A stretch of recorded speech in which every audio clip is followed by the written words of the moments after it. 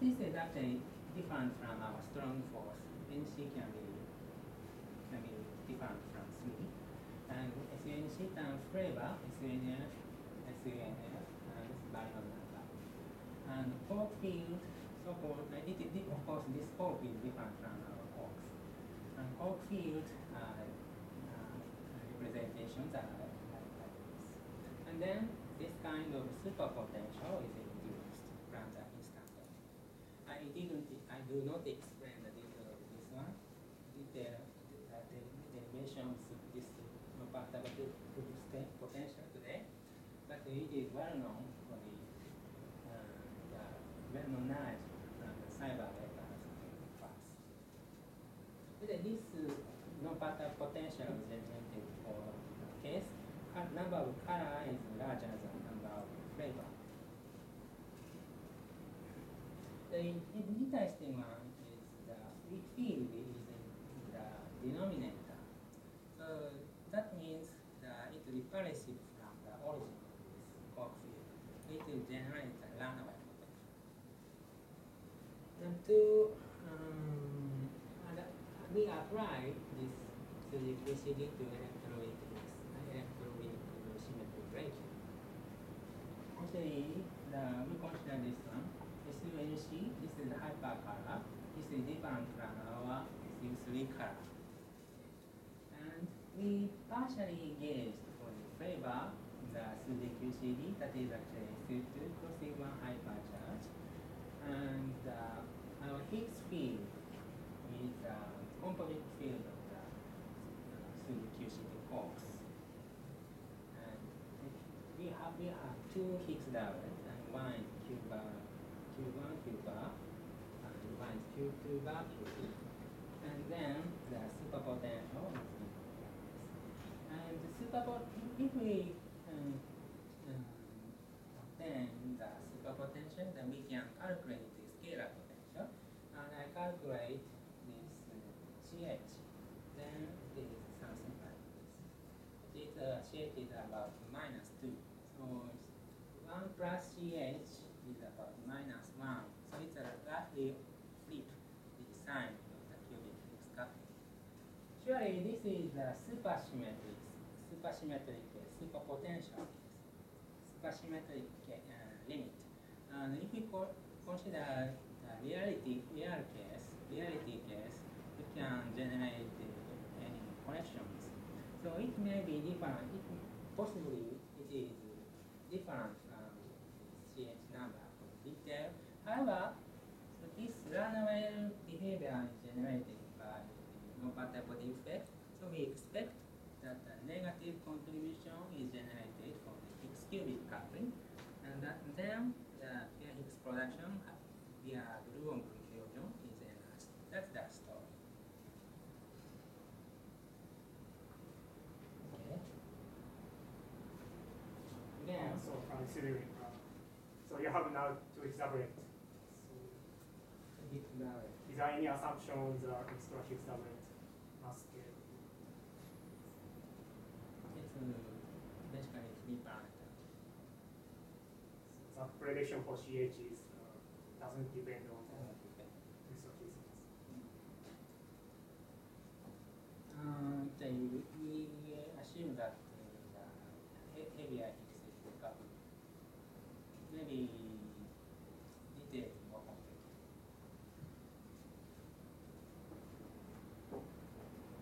You have any idea for the scale lambda?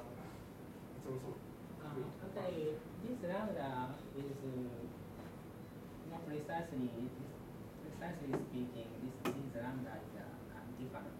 The original lambda is kind of no particle scale when the SUC becomes coupling becomes large. And here we have the normalization of the kinetic term application. And so this lambda can be, we do not know this lambda scale. However, reason, because of our reason, this lambda should be less than 1 t. And we expect that this hyper core will be generated along here this potential to calculate this potential. This heavier fields are all integrated out, and then we will say. So supersymmetric particle are also non-trivial. Yeah, so that's all unknown. So the really field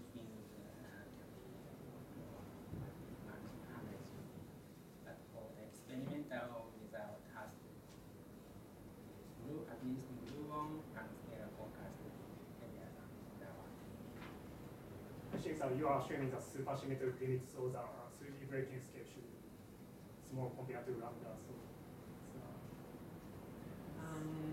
actually, it is not necessarily 3D breaking. Actually,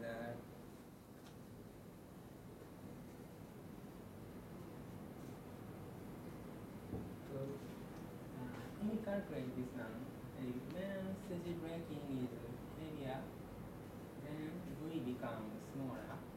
That means large 3D breaking is roughly okay compared to the usual scenario. However, we have to tune that the Higgs mass is to be 125 GeV. Then this mass scale has to be again order 100 GeV.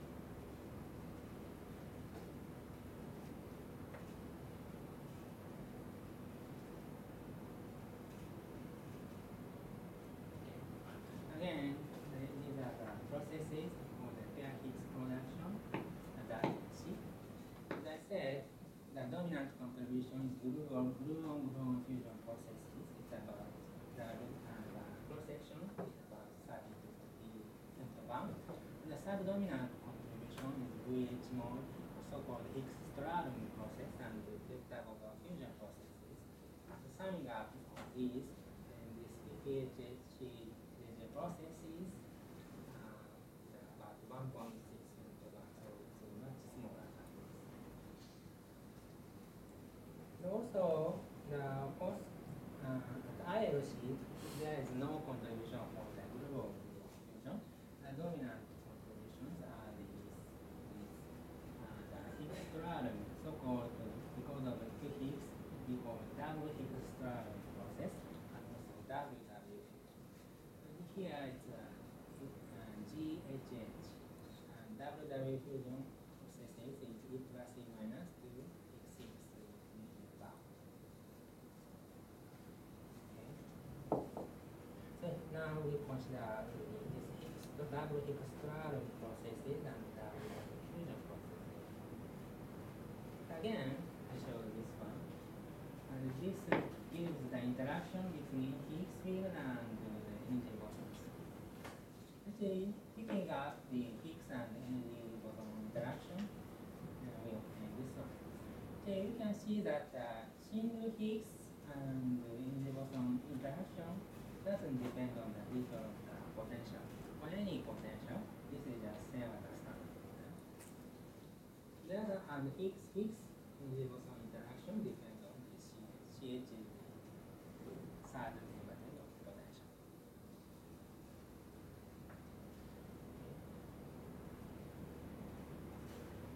So this is the Higgs and energy boson interaction. Then we obtain the energy boson to Higgs amplitude like this.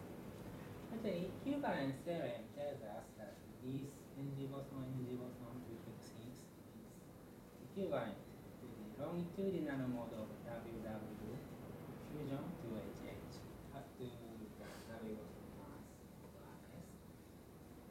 So we check that this relation comparing unitary gauge and this top-of-the-line matrix. Anyway, so this equivalence theorem is true. However, the 126 GeV is not much very larger than the W and G boson masses, so we should not use this equivalence theorem to calculate the WW fusion. So we will use the MATLAB version 5 to calculate this WW fusion process.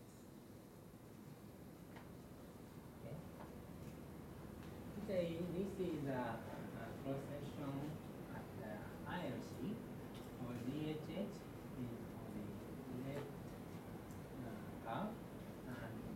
W fusion is weaker. Actually, the GHH processes because of the S-channel processes, it decreases for the center of mass energies. However, the WW fusion is enhanced for the center of mass energy. And actually, the measuring the cubic Higgs coupling, it is expected that cubic Higgs coupling is more precise at the ILC compared to LHC. And their expectation is the measuring the cubic Higgs coupling is 20%. The goal is about 20% accuracy. Actually, according to Fuji-san, using the GHH, E plus E minus GHH, 500 GeV center of mass energy and 500 eVars per pound. The accuracy goal is about 40 to 5%. And using the 1 TeV center of mass energy for the using WW fusion processes, and about 1 eVars. 2 eVars, and they use the according to the analysis, their goal is about 20% for Higgs coupling.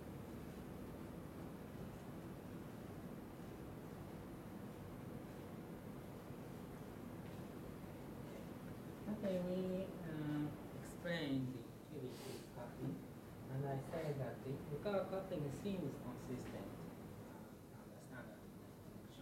The gain interaction is very good for W, Higgs to WW, and Higgs to GG to electron from experiment. However, it is very freedom to extend this gain interaction term according to the gauge bosons. One can consider this kind of so-called non-canonical kinetic term. Usually, the standard of kinetic term that but one can consider general function here, and then we can obtain the exotic coupling for the HHWW and HGG. Okay, from the experiment, this single Higgs production for the VH mode, Higgs stratum, and WZ, the vector boson fusion processes. Now it is start to be observed that both CMS and more than 3 sigma. So it is expected that these couplings are measured much more accurately. Okay, anyway, so in the standard model, effect is 1. And so the WW coupling is 1, and H squared WW coupling is 1.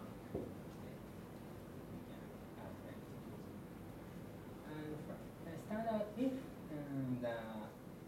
all the single Higgs data is consistent in the standard model Higgs, then this G prime 1 is 1.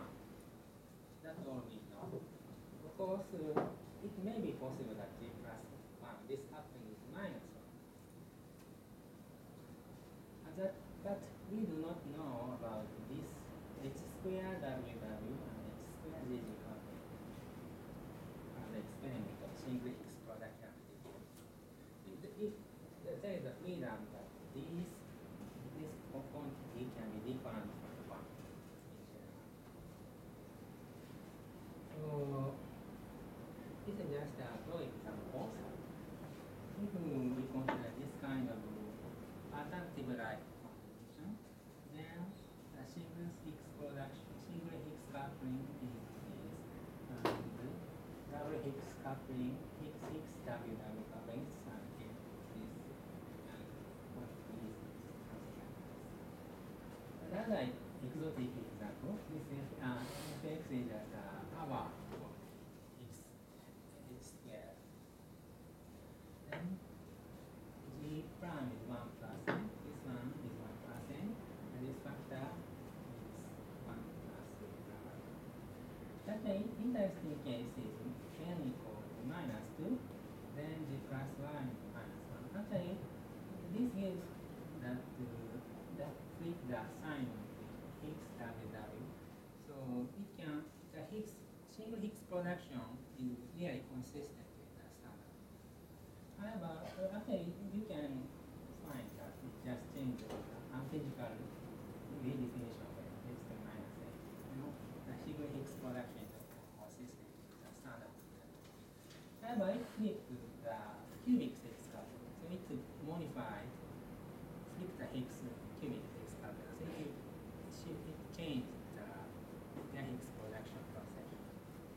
Actually, we can use this minus n equal -2 case. This contribution is 3.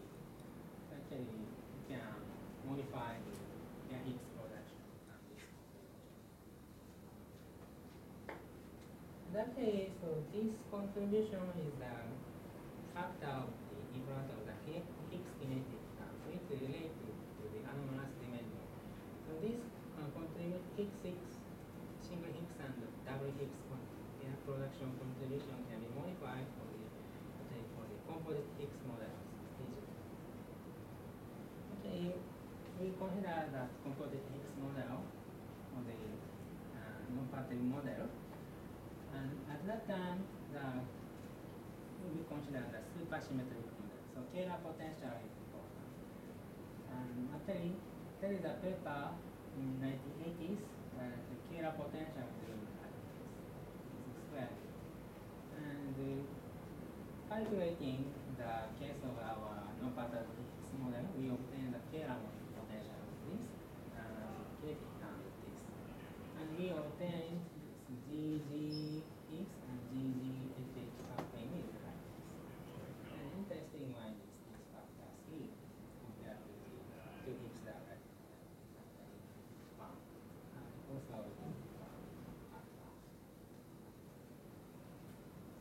anyway, so the parameters are this coefficient of H, coefficient of X square, and also the cubic coupling and CH. So we have 3 parameters. We have 3 parameters. And actually, when we observe the pair Higgs production, maybe the single Higgs data is we have much single Higgs production data. So this single Higgs data will be measured very accurately. So here we can use any number, but here it just is the 1. It's same as standard model. Okay. And here we parameterize this contribution and C2. 1 plus C2, and in standard model C2 is 10 by definition. And we calculate the PP to HHJJ or the vector boson fusion processes and Higgs trialing processes. And the horizontal axis is CH and vertical axis is C2. Then plot the ratio of the cross section, and this is the contour plot. Okay. 0, 0 is the standard model, so the ratio is 1. And it is, so that if C2 is 1, then the cross section is 10 times larger, about 10 times larger than the standard model. So it is easy to enlarge by changing this kinetic term. Okay. And here, these lines are given. This dominant gluon process is the same as this subdominant PP to HHJJ process.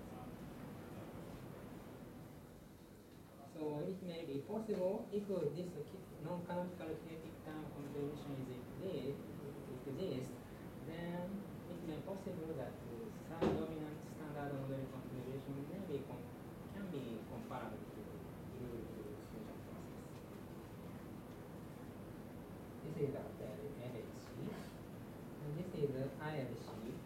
And the same reason they show the ratio of cross section on this one, horizontal axis is CH and vertical axis is C2. Okay.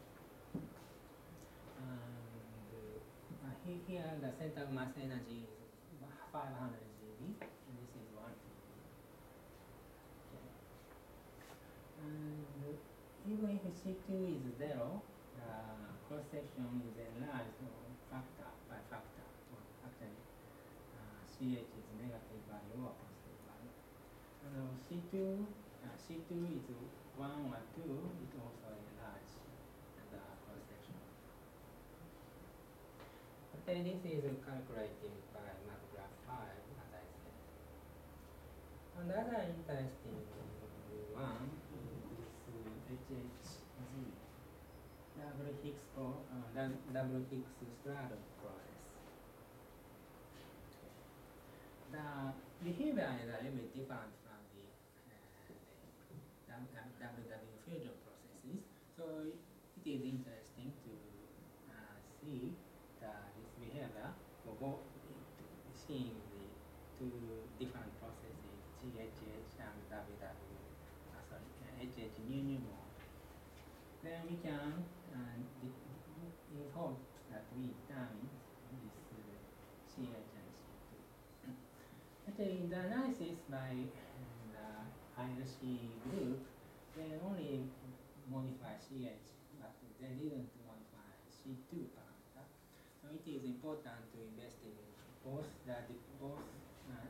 It is important to investigate the fairness both of this C2 and CH. Okay. The merit and also the merit of the ILC compared to LHC is the center of mass energy of E plus E minus is fixed.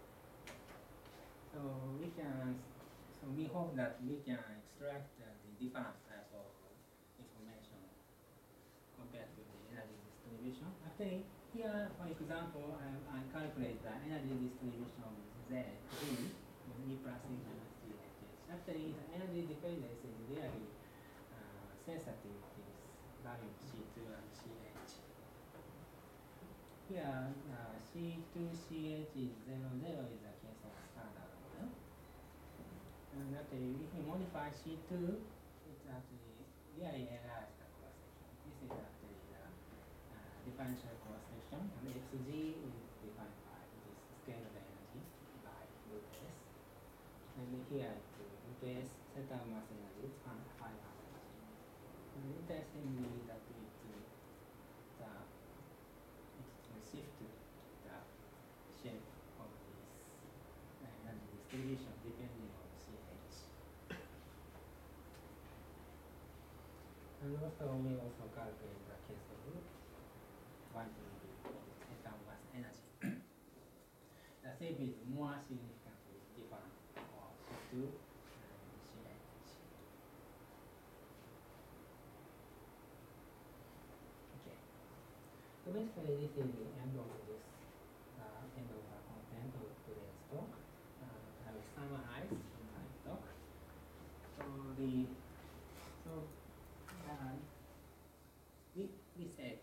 discover the Higgs boson. Okay?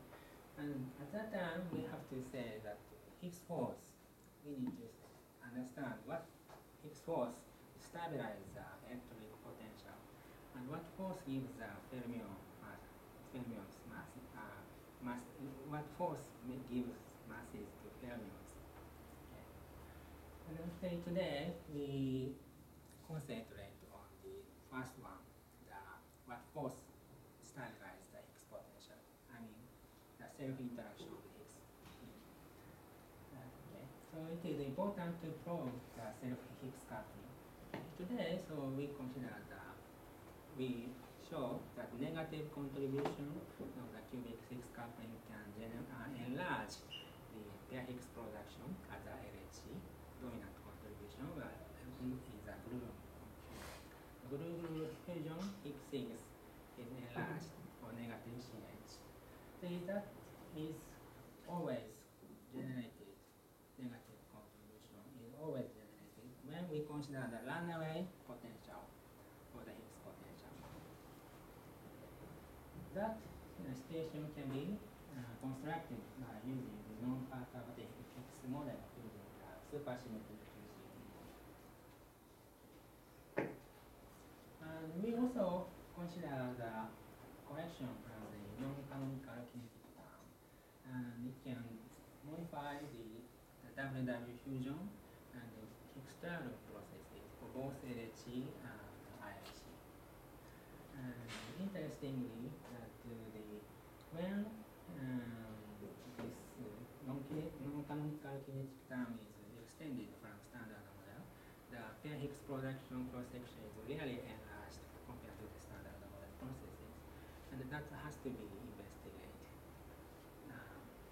The detail of models, because the cross-section of the standard model is really tiny, less than order factor 1 macron at LHC or ILC. So if it is enlarged compared to the standard model, that has to be compared to the standard model. So that model, which enlarged the cross-section, is firstly erased, killed by experiment. So that's why we are looking for the models for the model which enlarge the cross-section for the Higgs production. So we look forward to more data to prove the Higgs forces, but maybe in the future we need at least some other habit inverse M-Provence LHC, and we of course we need the ILC to measure the cubic Higgs coupling more accurately compared to the ILC. And I hope it is constructed as well. Okay, that's all. Okay, thank you very much for Mimura-san's talk on this Higgs coupling test. So, do you have any question to Mimura-san? You talk about the cubic Higgs coupling. Yes. And how about the four? Yes. Quadruple Higgs coupling. To prove optic coupling, we need to see the three Higgs production. It's much the cross-section is much more. How much suppressed? I have not calculated, but because of the kinematical reason, that is because of kinematical reason, that must be very small. Because the energy is not high enough to produce. That's also one of the reasons. But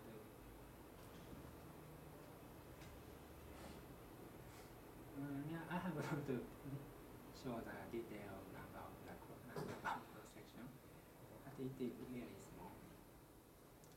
And even the pair Higgs production, the cubic Higgs coupling, it's really challenging at ILC. Any further questions? Do your amplitude satisfy unitarity?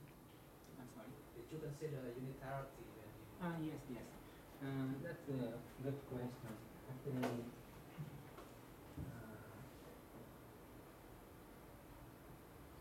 here we just assume that this is 1 and this is 1 C2. However, because of the partial wave unitarity, so if C2 is different from 0, if C2 is different from 0, it violates the partial wave unitarity. So there must be new physics to make it unitarity. So that's the one of the reasons that we have to have a lambda scale in the detail of model of the using 3D QCD. Scale lambda has to be less than 1. Okay, here in general, if we say that this one is A and this is B, then A square is equal to B, then unitarity is